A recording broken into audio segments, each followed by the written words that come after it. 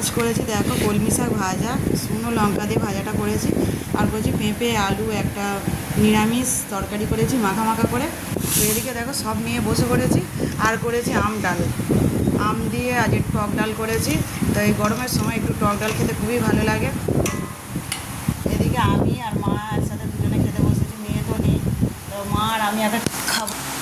আর তোমাদের কার কার টক ডাল খেতে পছন্দ অবশ্যই কমেন্ট করে জানাবে, আমাদের তো খুবই ভালো লাগে।